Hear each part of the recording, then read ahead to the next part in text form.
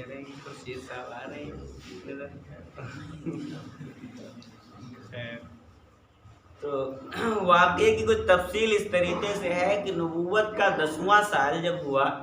تو اس وقت کچھ نوعیت پیارے نبی محمد الرسول اللہ صلی اللہ علیہ وسلم پر ایسی آ گئی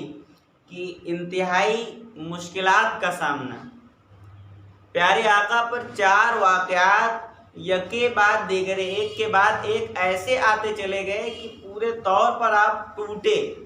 اور اس ٹوٹنے پر آپ نے اس سال کا نام ہی یہ رکھا کہ یہ عام الحزن ہے، کہ یہ غم کا سال ہے۔ تو مختصر طور پر وہ غم کیا آئے تھے کہ پہلا جو غم تھا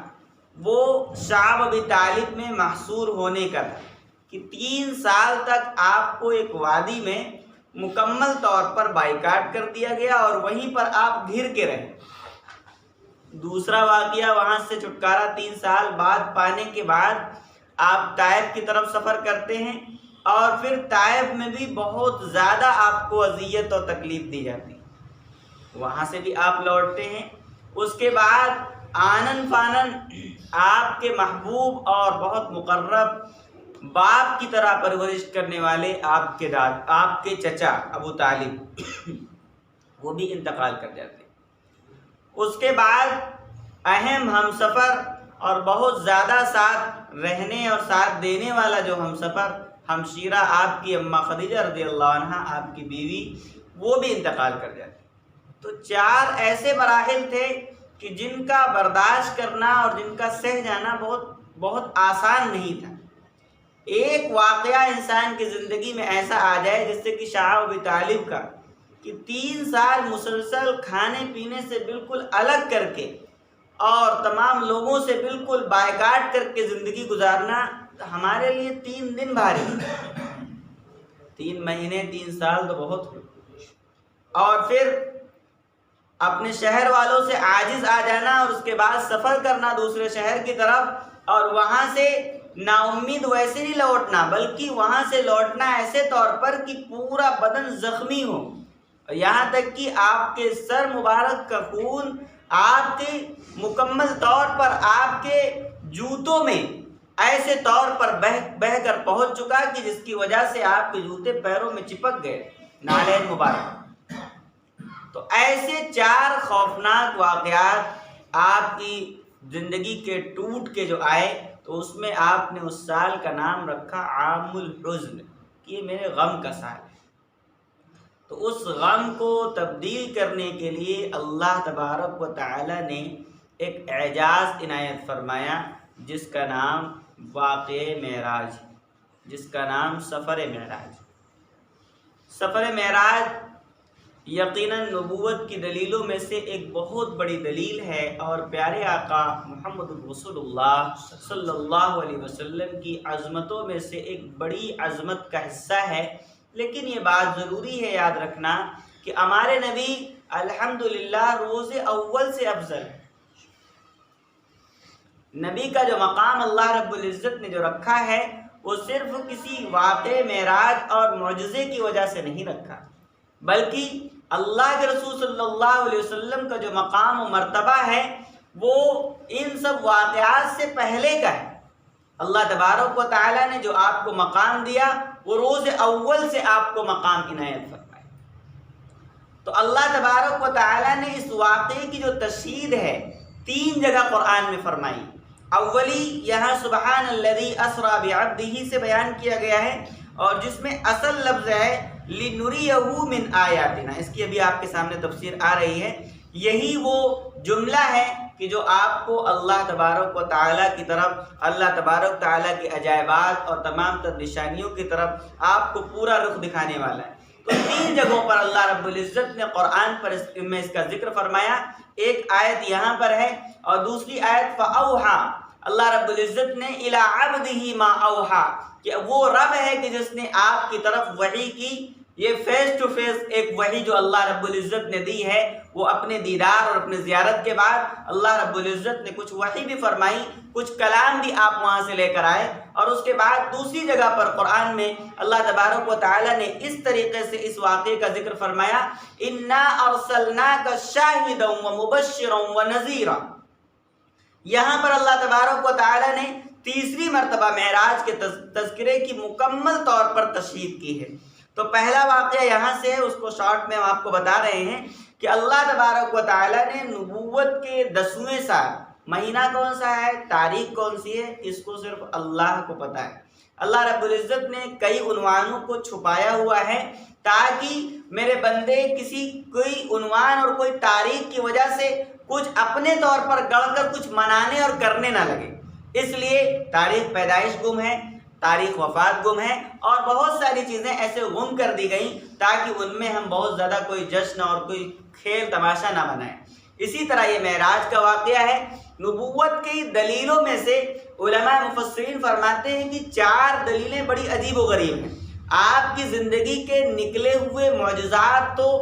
کسی نے 200 بیان کیے، 300 بیان کیے، اور کسی نے 2,000 تک لکھے۔ تو معجزہ کہتے ہیں جو طبیعت کو، عقل کو عاجز کر دے، اس کو معجزہ کہتے ہیں۔ کہ عادت کے خلاف جو کام ہوتا ہے اس کو معجزہ کہا جاتا ہے، عاجز کر دینے والی چیز۔ تو یہ جو واقعہ ہے یقیناً انسانی عقل کے بالکل خلاف ہے، عقل میں آنے والی چیز نہیں ہے، لیکن اللہ رب العزت نے اسی چیز کو تسلیم کرایا ہے جو عقل میں نہ آئے، کیونکہ عقل سے بڑی کہیں طاقت اللہ کی، عقل سے کہیں زیادہ علم اللہ کا ہے، عقل سے کہیں زیادہ روح اور مکمل طور پر حکومت اللہ کی ہے۔ اس لیے اس عقل کو جھکا دینا اور اللہ رب العزت کے احکام کو مان لینا، اسی کا نام بندگی۔ تو اللہ تبارک و تعالی نے واقعے کی تشہیر 3 جگہ پر فرمائی قرآن میں، اور واقعے کی کچھ چھوٹی سی تفصیل یہ ہے کہ اللہ تبارک و تعالی نے 4 غموں سے چھٹکارا اور مکمل طور پر اس سے آپ کو الگ کرنے کے لیے اس واقعے کو پیش فرمایا۔ اور یہ جو واقعہ ہے یہ جسمانی واقعہ ہے کہ قرآن کی آیت شاہد اس بات پر یہ کہہ رہی ہے بِعَبْدِهِ، کہ اللہ اپنے بندے کو لے گیا، یعنی کوئی روح نہیں گئی، کوئی خواب نہیں چل رہا، بلکہ یہ واقعہ جسم اور روح کے مجموعے کے ساتھ پیش آ رہا ہے۔ اور واقعے کی تشہیر میں 4 سے 5 جگہیں ہیں جس میں اللہ تبارک و تعالی نے اولی زمین پر سفر کرایا۔ پہلے زمینی سفر ہے اور اس کے بعد آسمانی سفر ہے۔ زمینی سفر کے لیے اللہ رب العزت نے ایک سواری بھیجی جس کا نام آپ نے سنا ہے براق۔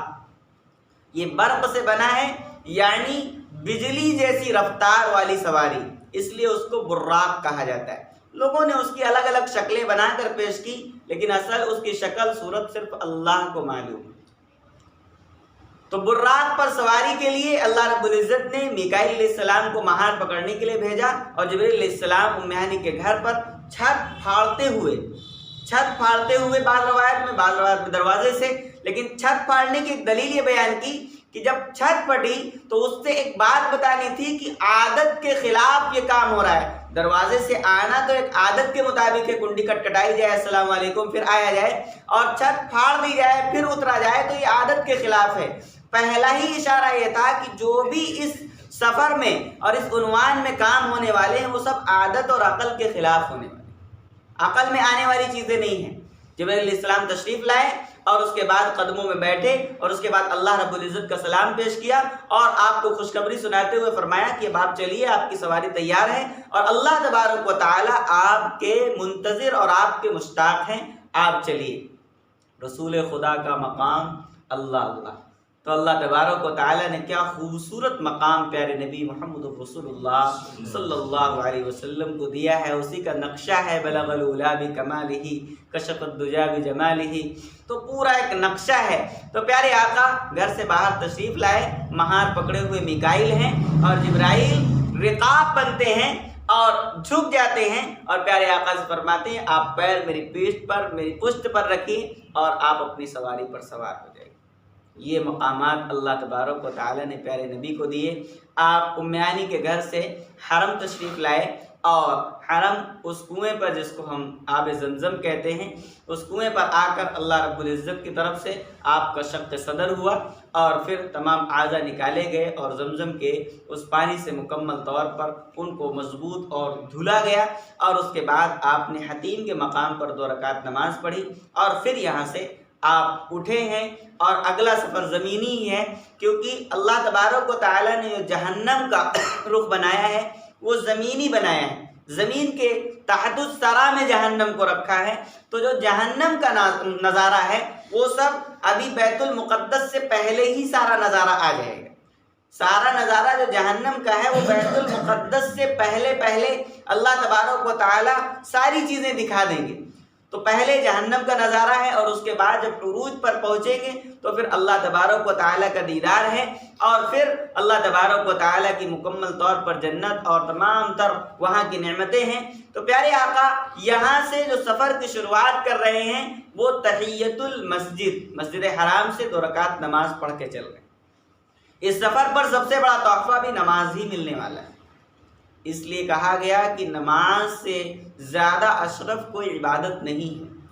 تو اولی کام کے اختتام پر اور اولی کام کی شروعات پر نماز ہی اول ہونی چاہیے۔ تو پیارے آقا محمد رسول اللہ صلی اللہ علیہ وسلم مسجد حرام سے اٹھے ہیں، جس کا تذکرہ اللہ تبارک و تعالی نے اس طرح فرمایا کہ پاک ہے وہ ذات، سبحان الذی، کہ پاک ہے وہ ذات، اسرا، کہ جس نے آپ کو سفر کرایا ہے، جو لے گئی بعبدہ، اپنے بندے کو، لیلاً، جو سفر شروع ہوا ہے وہ رات میں شروع ہوا ہے۔ کہاں سے شروع ہوا ہے؟ من المسجد الحرام، مسجد حرام سے۔ اور مسجد حرام میں جو خانہ کعبہ کا حصہ تھا حتیم کا، وہاں پر آپ نے 2 رکعت نماز پڑھی، خانہ کعبہ کے اندر نہیں پڑھی تاکہ میرا کوئی امتی محروم نہ رہے۔ میں وہاں پر نماز پڑھ کے جا رہا ہوں، عام و خاص سارے امتی وہاں پر نماز پڑھ رہے۔ پیارے آقا کا ایک ایک پہلو بڑا خوبصورت اور بڑا انمول ہے۔ تو وہاں سے ہر مومن بندہ بندی اپنے طور پر ایک گناہوں سے چھٹکارے اور نیکیوں کی طرف چلنے کا سفر شروع کر سکتا ہے، اللہ کی ملاقات کا سفر کر سکتا ہے، پیارے آقا کی سنت کا سفر کر سکتا ہے، علم کا سفر، عمل کا سفر، ذکر کا سفر، تمام تر خلوص کا سفر، تمام تر دعوت اور تمام تر اللہ رب العزت کے دین کی اشاعت کا سفر اس حتیم کے مقام سے ہو سکتے۔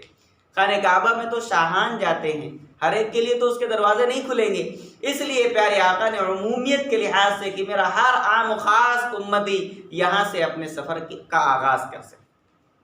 پیارے آقا یہاں سے اٹھے ہیں تو اس کے بعد آپ یثرب پہنچے۔ جبرائیل علیہ السلام نے فرمایا یا رسول اللہ آپ اترے اور آپ اپنی اس وادی، اپنی اس بستی جہاں پر اللہ رب العزت آپ کو فتوحات بخشیں گے، اسلامی ریاست جہاں سے قائم ہوگی، یہاں پر 2 رکعت نماز پڑھی، یہاں بھی 2 رکعت نماز پڑھی۔ اور اس کے بعد ایک مقام آیا جس کا نام مدین تھا، سفید وادی، وہاں پر آپ اترے۔ پوچھا بھی، اللہ کے رسول نے بتایا یہ شعیب علیہ السلام کی جگہ ہے، یہاں پر اتریے اور یہاں پر بھی 2 رکعت نماز پڑھی۔ وہاں پر 2 رکعت آپ نے پڑھی اور اس کے بعد آپ وہاں سے براق پہ سوار ہوئے اور اس کے بعد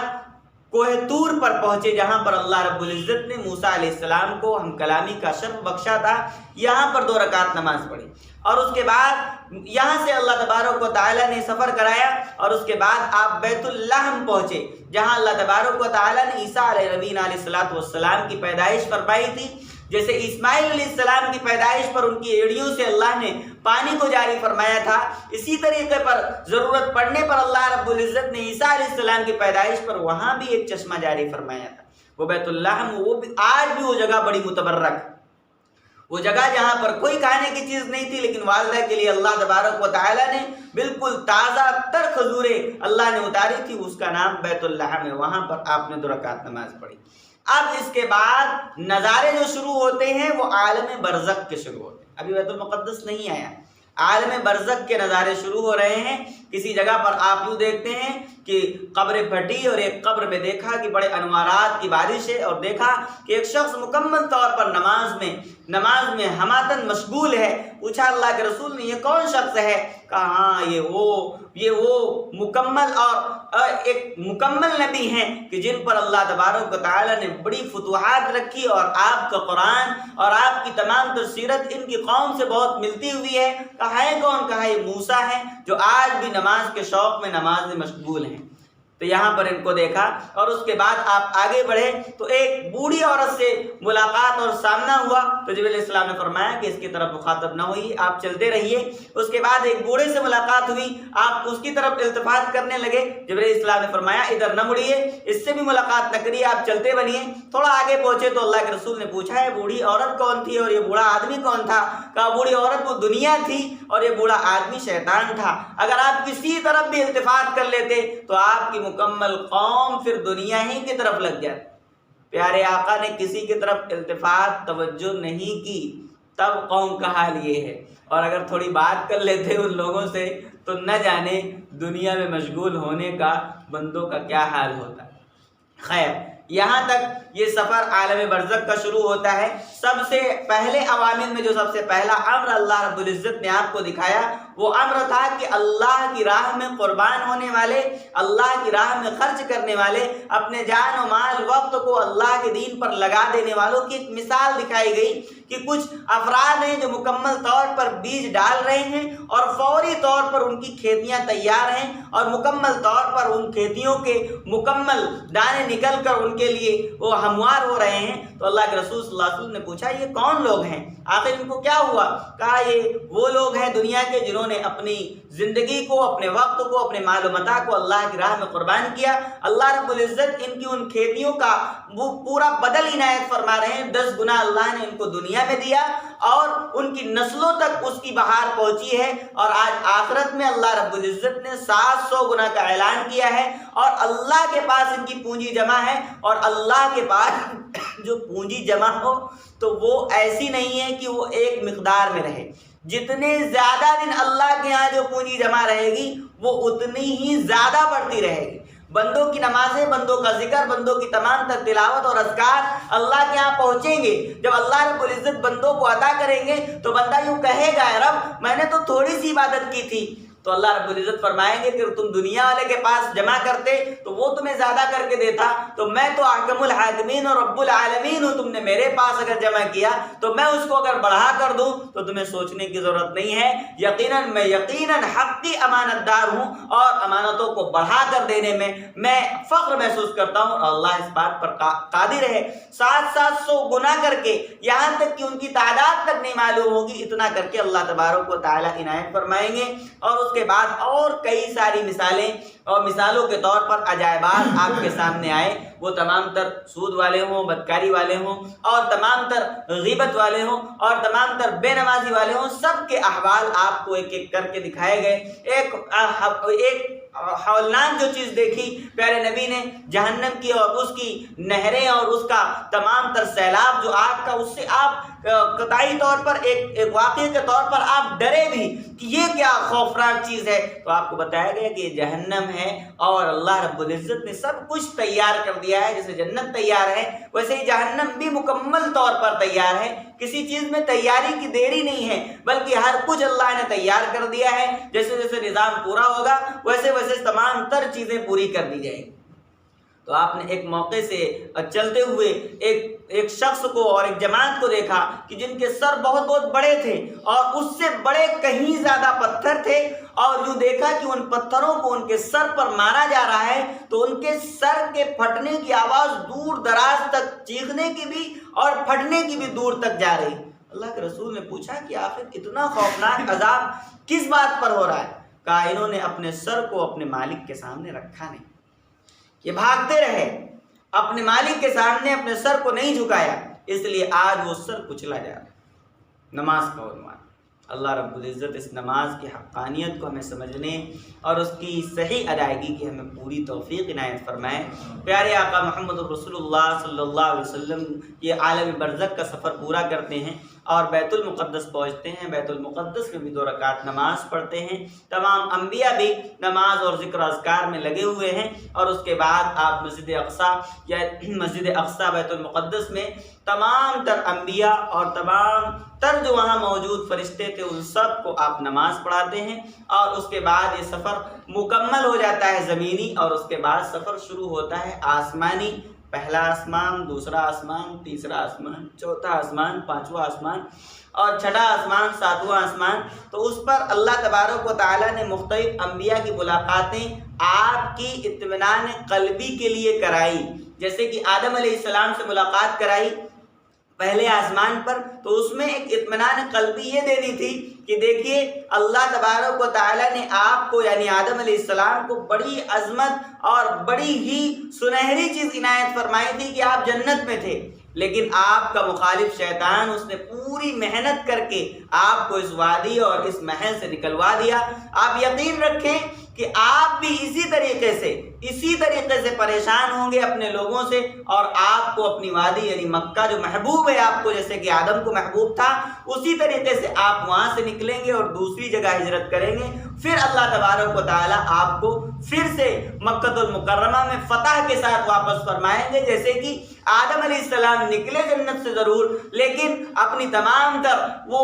زندگی پوری کرنے کے بعد پھر جنت میں آ کر پہنچ گئے ہیں. اسی طریقے سے ایک مثال آدم علیہ السلام کے ذریعے دی گئی، اور آدم علیہ السلام نے بھی کئی نصیحتیں کی آپ کو، اور بہت خوشی ظاہر کی کہ میرے بیٹوں میں ایک بیٹا ایسا ہے جو سارے بیٹوں میں اعلیٰ ہے، ساری مخلوق میں اعلیٰ ہے، اور آپ نے بہت خوش آمدید کہی. اس کے بعد آپ آگے بڑھے اور عیسیٰ علیہ نبی علیہ السلام سے ملاقات ہوئی. عیسیٰ علیہ السلام کی کچھ تفصیلات آپ کے سامنے رکھی، وہ بھی بہت خوش ہوئے. عیسیٰ علیہ السلام کے ساتھ یحییٰ علیہ السلام کا بھی تذکرہ ہے کہ وہ بھی ان سے بھی ملاقات وہیں ہوئی اور انہوں نے بڑی خوش آمدید کہی. اور اللہ تبارک و تعالیٰ نے وہاں سے یہ فلسفہ اور راز نکالا کہ جیسے عیسیٰ کے قتل پر لوگ مکمل طور پر آمادہ ہو گئے، اور یہاں تک کہ اپنے سوچنے کے مطابق انہوں نے عیسیٰ علیہ السلام کو قتل بھی کر لیا، لیکن اللہ تبارک و تعالیٰ نے فرمایا نہیں، انی متوفیک و رافعک، کہ اللہ تبارک و تعالیٰ نے ان کو اپنی طرف جسم جثے کے ساتھ کھینچ لیا. اللہ جب چاہ لے کسی کی حفاظت تو قوم اس کا کچھ بھی نہیں بگاڑ سکتی. اسی طرح ایک وقت آپ کا آنے والا ہے کہ قوم آپ کو مکمل طور پر مارنے اور ختم کرنے کے لیے لگ جائے گی، لیکن آپ کو گھبرانا نہیں ہے، بلکہ اللہ تبارک و تعالیٰ جیسے عیسیٰ کو بچا رہے ہیں اسی طریقے سے آپ کو مکمل طور پر بچانے کی توفیق دیں گے. اسی طریقے سے آپ یوسف علیہ السلام سے تیسرے آسمان پر ملاقات کرتے ہیں، اور ایک بڑا معمہ ہے کہ یوسف علیہ نبی علیہ السلام کا ایک پورا واقعہ ہے کہ آپ اپنے ان تمام تر بھائیوں سے ٹوٹے، اور ان بھائیوں نے آپ کو ذبح کرنے، قتل کرنے، نہ جانے کیا خطرات اور مہلکات میں ڈالنے کی کوشش کی. آخر رائے میں انہوں نے اندھیرے اور جنگل کے اس کنویں میں آپ کو ڈال ہی دیا، اپنے جاننے میں انہوں نے ان کو مار دیا. لیکن اللہ وہ ہے کہ جو جب بچانے پر آئے تو اس کا نظام ہی کچھ بدل جاتا ہے، اور اس کو پرورش شاہان کے ہاں کرانی تھی، پرورش ہوئی اور پھر آپ بادشاہ بنے. تو اور اس کے بعد اتنا ظلم اور تمام تر چیزیں برداشت کرنے کے بعد بھی یوسف علیہ السلام کا دل دیکھیے. اللہ کے رسول کو بتایا جا رہا ہے کہ دل دیکھیے، جب اس بادشاہت سلطنت کو پانے کے بعد بھائی آتے ہیں اپنی غرض سے تو آپ بدلے کی بات نہیں کرتے ہیں بلکہ مکمل طور پر معافی کی بات کرتے ہیں. اے رسول اکرم، ایک وقت آنے والا ہے کہ جو مکہ والے آپ کو نکال رہے ہیں، ایک وقت آپ کو اللہ تعالیٰ فتح کا دیں گے اور فتح کے ساتھ آپ واپس آئیں گے. پھر آپ کا بھی کردار دیکھا جائے گا کہ آپ کیا کریں گے. آپ کو یوسف ہی کی طرح کچھ برتاؤ کرنا ہے. اب برتاؤ کیا تھا کہ شاید یوسف نے بھی نہ سوچا ہو ایسا برتاؤ کہ پیارے آقا تشریف لائے جب فتح مکہ کے وقت اور فتوحات اور پورے اکرام کے ساتھ جب تشریف لائے تو آپ نے فرمایا کہ جو حرم میں آ جائے اس کو امان، جو ابو سفیان کے گھر میں داخل ہو جائے اس کو امان. اور جب ہوتے کرتے سارے گھر اور ساری چیزیں فل ہو گئیں تو آپ نے آخر میں فرمایا کہ جو بھی اپنا دروازہ بند کر لے اس کو امان. تلواریں میانوں سے نہیں نکلی، مکمل معافی کا اعلان کہ جنہوں نے خون تک پی ڈالا، اپنے دوستوں کو قتل کر ڈالا، اپنے ہم قریبوں کو مکمل طور پر توطیق کر دیا، لیکن پیارے آقا محمد رسول اللہ صلی اللہ علیہ وسلم پر قربان جائیں، وہ اعلیٰ اخلاق وہاں آسمان سے دیکھ کر سن کر لے کر آئے اور اس سے کہیں اعلیٰ اخلاق پوری قوم کے لیے پیش کی. یوسف علیہ السلام سے ملاقات کا نتیجہ فتح مکہ تھا، اور اس کے بعد اللہ رب العزت نے ملاقات کرائی چوتھے آسمان پر ادریس علیہ السلام سے. وہ ایک نقشہ تھا کہ جیسے ادریس علیہ السلام سے دنیا کے اندر خط و کتابت، ریڈنگ رائٹنگ کا جو اسلوب شروع ہوا ہے کہ کسی لوگ صرف بات کر کے بولتے تھے، بات پہنچاتے تھے، لیکن ادریس علیہ السلام سے اس بات کا اظہار ہوا کہ لوگ قلم چلانے لگے، قلم سے اپنے تمام تر میسیجز بھیجنے لگے۔ تو ادریس علیہ السلام اولی پہلو ہیں، اب آپ کو اس پہلو کو لینا ہے اور تمام تر بادشاہان، شاہان، جو بھی دنیا کے رئیس ہیں، ان تک اپنی بات کو پیش کرنا ہے۔ یہاں تک کہ آپ نے اس مشن کو اس اعتبار سے لیا کہ وہ مشن آج تک قرآن کی شکل میں ہمارے پاس زندہ اور موجود ہے، کہ یہ پیارے آقا کا ہی مشن تھا کہ آپ نے اپنی زندگی میں قرآن لکھوایا، ورنہ آپ سوچو کہ زبان در زبان کہاں تک قرآن آتا اور کہاں تک صحیح رہتا اور کہاں تک یاد رہتا۔ یہ پیارے آقا محمد رسول اللہ صلی اللہ علیہ وسلم پر اللہ رب العزت اللہ کو کروڑوں درود و سلام نازل فرمائے کہ اب اللہ رب العزت کا مکمل کلام لکھوا کر ہمارے سامنے پیش کر دیا۔ یہ پیارے آقا کی بہت بڑی عظیم معجزوں میں سے قرآن کا اہم معجزہ ہے۔ خیر، وہاں سے ادریس علیہ السلام کا لیا، ادریس علیہ السلام سے تفسیرات اور بیان کی گئی کہ اللہ تبارک و تعالیٰ نے وہیں پر ملاقات میں آپ کو خط کتابت کا علم بھی دیا۔ صلح حدیبیہ کے موقع پر آپ نے اس رسول اللہ کو کاٹنے کے لیے قلم ہاتھ میں لیا، اور جب محمد لکھا تو لوگ حیران رہ گئے کہ واقعتاً آپ کی تو بڑی بہترین کتابت ہے، آپ تو بہت اچھا لکھتے ہیں۔ اس سے پہلے لوگوں کو معلوم یہی تھا کہ شاید آپ نہ لکھنا جانتے نہ پڑھنا جانتے، لیکن اللہ رب العزت نے وہابی طور پر سب کچھ آپ کو عطا فرمایا کہ پوری دنیا آج وہی لکھ رہی ہے، وہی پڑھ رہی ہے جو ہمارے نبی نے لکھایا اور پڑھایا۔ تو یہ ادریس علیہ السلام سے ملا، اور اس کے بعد آپ آگے بڑھے پانچویں آسمان پر، وہاں پر اللہ تبارک و تعالیٰ نے ہارون علیہ السلام سے ملاقات کرائی، اور وہ بھی ایک منظر تھا کہ ہارون علیہ السلام کو چھوڑ کر موسیٰ علیہ السلام گئے تھے کہ ان کو سنبھالے رہنا، اور ہارون علیہ السلام نے قوم کو بہت سمجھایا، لیکن قوم کا حال کیا ہے ہم سب کو معلوم ہے کہ کسی ایری گہری چیز پر فوراً یقین کر لیتے ہیں، اور جہاں پر اللہ اور اس کا رسول بات بتا رہا ہو اس پر انسان کو یقین نہیں آتا۔ اور سامری نے ایک بچڑے میں کوئی کیفیت ایسی پیدا کر لی اور اس نے اپنے مشن کے تحت اس پر قابو پا لیا، تو ایک مکمل 70,000 کی قوم نے مکمل اس کے سامنے سجدہ کر لیا۔ تو اب اللہ رب العزت نے ایک نقشہ دکھایا کہ دیکھو جو ضد میں آ کر آپ کی نہیں مانیں گے، ہم ان کو کہیں نہ کہیں تک بالکل توتیق کر دیں گے۔ جیسے کہ ہارون علیہ السلام کی بات نہیں مانی تو 70 کے 70,000 لوگ قتل کر دیے گئے، جنہوں نے بھی اس غیر کو سجدہ کیا سب کو ذبح کر دیا گیا۔ اسی طریقے سے نبی یاد رکھیے، جو ضد میں آ کر آپ سے لڑیں گے اور ضد میں آ کر آپ سے قتل و قتال کریں گے، تو وقت وہ دور نہیں ہے کہ آپ کے مقابلے میں آئے ہوئے لوگوں کو ہم ختم کر دیں گے۔ اور ہوا کہ جنگ بدر میں اللہ تبارک و تعالیٰ نے 70 بڑے بڑے سرداروں کو مکمل تہوتیق تک پہنچا دیا کہ جو دین کے خلاف آئے گا پھر اللہ تبارک و تعالیٰ برداشت نہیں کریں گے۔ وقت جہاں تک اللہ نے دیا ہے تو دیا ہے، اور اس کے بعد جب اس کی پکڑ آ جائے گی تو بچ نہیں سکتا ہے۔ تو ہارون علیہ السلام سے اللہ رب العزت نے اخذ اور راز اور فلسفہ یہ دیا کہ جیسے ہارون علیہ السلام بتاتے رہے اور ضد میں لوگ نہیں مانے، تو اسی طریقے سے جو ضد کریں گے ان کا حال اسی طریقے سے ہوگا جیسے کہ ہارون علیہ السلام کی قوم کا ہوا۔ پھر اس کے بعد ملاقات ہوئی موسیٰ علیہ نبینا علیہ الصلوۃ والسلام سے، اور یہ ملاقات بڑی عجیب و غریب تھی کہ تمام انبیاء جب بھی ملاقات کا وقت آیا تو تمام انبیاء نے یوں کہا مرحبا مرحبا بأخ الصالح النبی الصالح، آپ کو ہم مبارکباد کہتے ہیں کہ آپ بہترین قریب و نیک بھائی بھی ہیں اور بہت نیک نبی بھی ہیں۔ آپ سا نبی نہیں دیکھا، ہر شخص ہر نبی تعریف آپ کی کر رہا ہے۔ اور اس وقت ملاقات کے عنوان میں موسیٰ علیہ السلام سے جب ملاقات ہوتی ہے تو موسیٰ علیہ السلام رونے لگتے۔ ہر نبی تو خوش تھا لیکن موسیٰ علیہ السلام رو رہے ہیں۔ تو پوچھا گیا کہ ارے ان کو کیا ہوا، سب نے تو خوش آمدید کہی، یہ رو رہے ہیں۔ تو جبرائیل علیہ السلام نے فرمایا کہ جو رونا ہے ان کا، یہ رونا رشک کے طور پر ہے، یہ کسی غم کے طور پر نہیں ہے، یہ رشک کے طور پر رو رہے ہیں۔ پوچھا یہ کیا رشک ہے ان کا؟ کہا رشک یہ ہے کہ آپ نے بھی بڑی محنت کی، اپنے 12 لاکھ افراد کے قبیلے پر، 12 قبیلوں پر بڑی محنت کی، اور آپ نے پوری جان کھپا دی اور پوری عمر آپ نے لگا دی، لیکن قوم ہمیشہ آپ کی مخالف بن کے کھڑی رہی۔ لیکن آپ کی قوم ایسی نہیں ہوگی، آپ کی قوم آپ کی مخالفت پر جمع نہیں ہو سکتی، آپ کے چہیتے آخر دم تک اسی طرح زندہ رہیں گے اور چاہتے، اور آپ کی الفتیں اور عشق محبت آپ کا لوگوں کے رگ و پے میں اسی طرح دوڑتا رہے گا جیسے کہ شروع میں دوڑتا رہا۔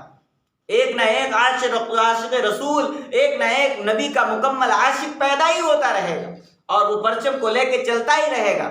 تو آپ اس بات کو لے کے رو رہے ہیں کہ کاش میری امت میں کچھ ایسے لوگ ہوتے کہ جو آپ کو جو امت اللہ رب العزت نے عنایت فرمائے۔ اور وہ حقی بات ہے کہ آج بھی پیارے آقا محمد رسول اللہ صلی اللہ علیہ وسلم کی محبت وہ دل میں جاگزی ہیں، بھلے ہی عمل نہ ہو، بھلے ہی وہ زندگی نہ ہو، بھلے ہی وہ چاہ نہ ہو، لیکن پیارے نبی کے خلاف کوئی بات آ جائے تو پھر دل اور یہ رگ و پے اور یہ خون پھر برداشت نہیں کرتا ہے، پھر اس کے اندر ایک جوش سا بھر جاتا ہے کہ اگر ہم زندہ ہیں تو پھر یہ زندگی کس کام کی ہے کہ ہم اس زندگی میں پیارے آقا کے خلاف کچھ سنیں۔ آج بھی وہ محبت اللہ رب العزت نے ہر ایمان والے بندے کے اندر مکمل طور پر رگ و پے میں پیوست کی۔ تو موسیٰ علیہ السلام اس بابت روئے تو جبریل علیہ السلام نے اس کی تفسیر سنائی۔ اس کے بعد ایک عجیب سا منظر سامنے تھا بیت المعمور کا اور ساتویں آسمان کا۔ سوچئے کیا منظر ہوگا معراج کا، خود پیارے نبی محمد رسول اللہ صلی اللہ علیہ وسلم پورے واقعے کو بتانے والے ہیں۔ آپ نے فرمایا ساتویں آسمان پر ہی بیت المعمور ہے، خانہ کعبہ ہی کی طرح اوپر بھی اللہ رب العزت نے بیت المعمور بنایا جہاں پر 70,000 فرشتے روزانہ طواف کرتے ہیں، اس کے بعد ان میں سے کسی کا نمبر دوبارہ نہیں آتا، 70,000 فرشتے۔ تو اللہ کے رسول صلی اللہ علیہ وسلم وہاں جب پہنچے تو جد امجد ابراہیم علیہ نبینا علیہ السلام سے ملاقات ہوئی اور آپ نے بہت سارے گفٹ دیے، جس میں سے ایک گفٹ آپ کو یاد ہے کہ جو تیسرا کلمہ آپ پڑھتے ہیں سبحان اللہ والحمد للہ ولا الہ الا اللہ واللہ اکبر، یہ گفٹ امت کو ابراہیم علیہ السلام نے پیش کیا۔ اولی فرمایا کہ آپ جب جائیں امت کے پاس تو میرا سلام پیش کریں کہ آپ امت کے وہ باپ ہیں کہ جن کے مکمل مذہب میں کسی کا، نہ کسی یہود کا نہ نصارہ کا، کسی کا کوئی اختلاف نہیں۔ یہودی بھی ابراہیم علیہ السلام کو نبی مانتے ہیں، عیسائی بھی مکمل طور پر ابراہیم علیہ السلام کو نبی مانتے ہیں، اور ہم بھی ابراہیم علیہ السلام کو مکمل نبی مانتے ہیں۔ تو یہاں پر سب کی اجتماعیت ہے۔ فرمایا جائیے تو آپ یہ سلام بھی پیش کر دیجیے گا، اور بہت ساری چیزیں عنایت فرمائی۔ اور اس کے بعد جو ایک منظر پیش آیا ہے معراج کے واقعے پر اور اس عروج کے واقعے پر جو بہت اہم ہے کہ اب فرشتوں نے اللہ تبارک و تعالیٰ سے گزارش کی کہ یا الہ، آپ آج اپنے نبی کو اپنے دیدار کا شرف عطا کرنے والے ہیں، تو کیا آپ اس نبی کے دیدار کا ہمیں شرف نہیں عطا کریں؟ ہم بھی اس بات کے مشتاق ہیں کہ ہمیں بھی زیارت کا شرف ہو اور ہم پیارے نبی محمد رسول اللہ صلی اللہ علیہ وسلم کی زیارت کریں۔ اللہ رب العزت نے سب کو اجازت دے دی، جاؤ سب اپنی اپنی ڈیوٹیوں کو ایک جگہ کر کے اور اللہ کے رسول صلی اللہ علیہ وسلم کی ملاقات کے لیے امڑ آئے۔ ساتواں آسمان پورا بھر گیا، بیت المعمور بالکل چھپ گیا آپ کی زیارت کے لیے۔ یہ ہیں ہم سب کے پیارے نبی محمد رسول اللہ صلی اللہ علیہ وسلم۔ کیا اعجاز اللہ نے عطا فرمایا، کیا شرف عطا فرمایا۔ یقیناً زبانیں اور عقلیں نہ بول سکتی اور نہ سوچ سکتی نہ سمجھ سکتی۔ پھر بیت المعمور پر اس ملاقات کے بعد ایک خاص عنوان یہ بیان کیا گیا کہ ابراہیم علیہ السلام سے ملاقات کا ایک خاص مقصد یہ ہے کہ اب آپ حج کریں گے،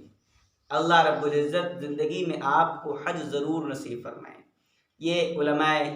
معبرین نے بیان کیا کہ جو تعبیر والے علماء ہیں، خوابوں کی تعبیر بتاتے ہیں، انہوں نے یہ بیان کیا کہ اللہ تبارک و تعالیٰ نے یہ خاص فضل رکھا ہے کہ آج بھی کوئی امتی ابراہیم علیہ نبی علیہ السلام کو خواب میں اگر دیکھ لے تو اللہ رب العزت اس کو زندگی میں حج ضرور عطا فرمائے، وہ زندگی میں ایک مرتبہ حج ضرور کرے۔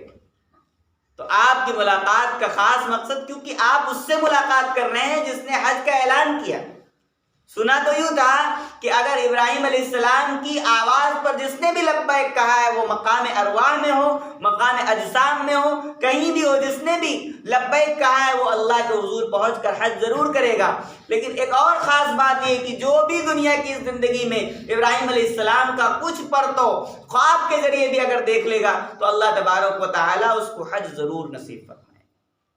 جیسا کہ پیارے آقا آج ملاقات کر رہے ہیں تو یہ طے ہو گیا کہ پیارے آقا حج فرمائیں گے، ضرور فرمائیں گے۔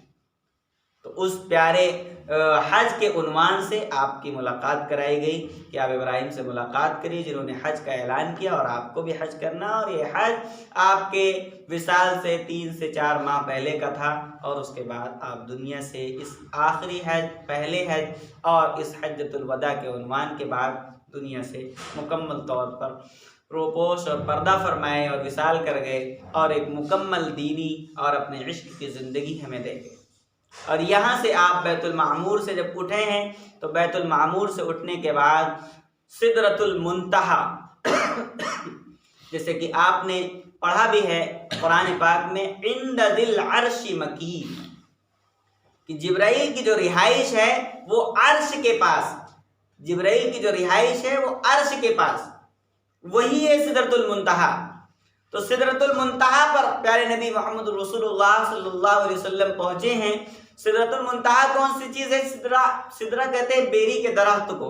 ہمارے جتنے بھی اعمال ہیں یہاں سے جیسے ہی اٹھتے ہیں وہ سدرۃ المنتہی پر جا کر رکتے ہیں۔ سب کا اللہ رب العزت نے ایک سسٹم رکھا ہے، جیسے ہی عمل کوئی کیا جائے گا یہ ڈائریکٹلی سدرۃ المنتہی سے جا کے جڑے گی، اور وہیں سے پھر عرش والے فرشتے مکمل طور پر ان کو لکھنا اور تمام تر کام کرنا، وہاں کا اپنا وہ روٹین الگ ہے۔ تو سدرۃ المنتہی پر جہاں پر اعمال مکمل طور پر جڑتے ہیں، سدرۃ المنتہی کے بعد آپ جو ایک دوسرے مقام اور دوسرے عالم میں گئے ہیں اس کا نام ہے تصریف الاقلام،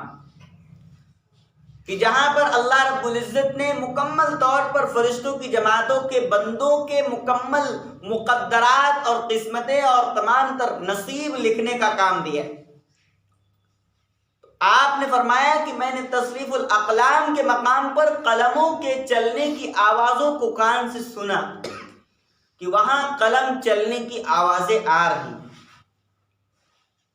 تصریف الاقلام پہنچے، وہاں کے بھی بڑے عجائب انشاءاللہ اور کسی موقع سنائیں گے۔ اور اس کے بعد پھر 70,000 انوارات کے پردوں میں جبرائیل علیہ السلام نے آپ کو چھوڑ دیا، اور 70,000 انوارات کے پردوں سے آگے بڑھے اللہ کے رسول صلی اللہ علیہ وسلم، اور اس کے بعد اللہ رب العزت کے عرش معلیٰ سے جا ملے۔ پھر اللہ تبارک و تعالیٰ کی رویت کا موقع آیا، اور وہ کیا منظر تھا؟ خود پیارے نبی فرماتے ہیں کہ وہ ایک ایسا منظر تھا کہ جس منظر کو زبان الفاظ نہیں بیان کر سکتی، اس کو بتایا نہیں جا سکتا کہ وہ عنوان کیسا تھا، کیا تھا۔ پھر اللہ تبارک و تعالیٰ کی رویت کا منظر آیا، اور وہاں پر جو ہم کلامی ہوئی وہ ہم کلامی ہمارے التحیات کے الفاظ میں ہے۔ التحیات، کیونکہ اللہ کے رسول صلی اللہ علیہ وسلم اسی پیش میں تھے کہ آخر وہاں اگر سلام کرتے ہیں السلام علیکم تو خود اللہ سلام ہے، اور اس کو سلامتی کی ضرورت کیا ہے؟ سلام ہے، وہ تو خود سلام ہے، اسی کا نام تو سلام ہے جو بندوں کو سلامتی پیش کی جاتی۔ تو وہاں پر تو کچھ اور اللہ کے حضور پیش کرنے کے لیے الفاظ کچھ اور ہونے چاہیے۔ پھر پیارے نبی کی زبان پر جو الفاظ جاری ہوئے انہی کا نام التحیات للہ والصلوات والطیبات، کہ جن کا عجیب و غریب فلسفہ اور عجیب و غریب ترجمہ، ان الفاظ کے ساتھ اللہ کے رسول صلی اللہ علیہ وسلم نے اللہ تبارک و تعالیٰ کا دیدار کیا، جس کو بیان کیا گیا کہ فدنا فتدلا فکان قاب قوسین او ادنا، کہ ایک وقت ایسا آیا اور ایسا مرحلہ آیا کہ کوئی بیچ باقی نہیں رہا، کوئی پردہ اللہ کے درمیان باقی نہ رہا۔ پیارے آقا محمد رسول اللہ صلی اللہ علیہ وسلم ہیں، اور ادھر اللہ تبارک و تعالی اللہ رب العزت۔ تو تو اللہ رب العزت نے یہ سفر کوئی چھوٹے موٹے عنوان سے نہیں شروع کیا، ایک بڑا سفر تھا اور بڑے عنوان کا سفر تھا، بڑا عجیب و غریب سفر تھا اور بڑی ہی تفصیلات اور بڑی تمہیدات کا سفر تھا، تمام تر غموں کو بھلا دینے کا سفر تھا۔ تو یہ سفر کوئی ایک رات کا سفر نہیں تھا بلکہ یہ کئی سالوں کا سفر تھا۔ علماء مفسرین اور تمام تر مورخین نے لکھا کہ یہ 17 سے 27 سال کا مکمل سفر اللہ تبارک و تعالیٰ نے آپ کو کرایا، اور اس دنیا عالم کا نظام اللہ نے اس وقت روک دیا، وہیں کا وہیں، اور یہ سفر مکمل طور پر پورا ہوا۔ پھر اللہ رب العزت نے اس نظام کو جاری فرمایا، اور اللہ ہر چیز پر قادر ہے،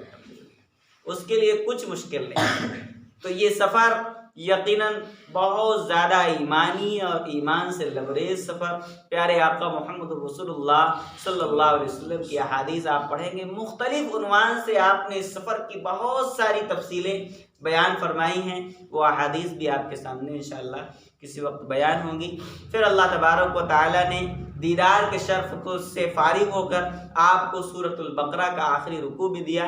عرش کے نیچے سے آپ کو آیت الکرسی بھی عطا فرمائی گئی، اور اس کے بعد اللہ تبارک و تعالیٰ نے نماز جیسا مکرم اور مبارک مکمل ایک عنوان دیا، اور نماز کا جو عنوان تھا اور اس میں جو آوت جاوت تھی اس کی خاص تفصیل یہ تھی کہ اللہ رب العزت نے اس آیت میں اِنَّا أَرْسَلْنَاكَ شَاهِدًا وَمُبَشِّرًا وَنَذِيرًا، اس کے اندر اس کی تفصیل فرمائی کہ اللہ رب العزت نے ایک واحد نبی، اللہ کے نبی ہیں کہ جن کو اللہ تبارک و تعالی نے گواہ بنایا ہے اپنے دیکھنے کا، شاہدہ کہ نبی تم گواہ کہ تم نے مجھے دیکھا ہے۔ انبیاء کو تو کتابیں ملی، صحائف ملے، کسی کو کلام ملا، کسی کو دوستی ملی، کسی کو کچھ ملا، لیکن آپ کو جو ملا ہے وہ آپ کو قرب حبیب اللہ ہونے کی وجہ سے آپ کو قرب ملا ہے، اور اس قرب کے آپ شاہد ہیں، اور وہ ایک مرتبہ کا نہیں ہے بلکہ کئی مرتبہ اس نماز کے عنوان سے آپ آئے گئے اللہ رب العزت کے پاس۔ تو آپ اس بات کے شاہد ہیں کہ آپ نے مکمل طور پر اللہ رب العزت کو دیکھا ہے۔ جو کچھ احادیث میں آپ نے سنا کہ اما عائشہ رضی اللہ عنہا یا کچھ صحابہ یہ فرماتے ہیں کہ یہ خواب میں رؤیت ہوئی، یا پھر یہ دیدار جو ہوا ہے روح کے ذریعے ہوا، وہ مدینہ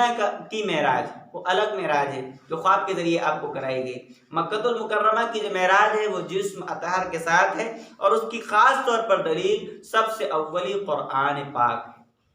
اللہ رب العزت نے جو لفظ بیان فرمایا ہے وہ ایک تو یہ بیان فرمایا الذی بارکنا حولہ، کہ اللہ رب العزت مسجد حرام مسجد اقصی کے درمیان بہت ساری چیزیں اللہ نے آپ کو دکھائی، بہت ساری چیزیں۔ اس کے بعد یہ بیان فرمایا لنریہ من آیات، صورت آپ کی ہوگی اور نشانیاں، علامات، معجزے اور عجائب میرے ہوں گے، پرتو آپ کا ہوگا، جسم آپ کا ہوگا، اور عجائب میرے ہوں گے۔ اللہ رب العزت نے کیا کچھ دکھایا کہ جس کو زبانیں بیان نہیں کر سکتی۔ تو یقیناً ان احادیث کو بھی انشاءاللہ اور آپ کے سامنے لایا جائے گا۔ رب کریم اس معراج کے ایمان اور یقین سے بھرے ہوئے واقعے پر ہمیں یقین نصیب فرمائیں، اس سے ملنے والے انوارات، فضائل، خصائل اور آداب، ان سب پر ہمیں بھرپور عمل کی توفیق عنایت فرمائیں۔ پیارے آقا کو اللہ نے جیسے اعجاز عنایت فرمایا، کل قرب قیامت کے دن بھی اللہ مقام محمود آپ کو عنایت فرمائیں، اور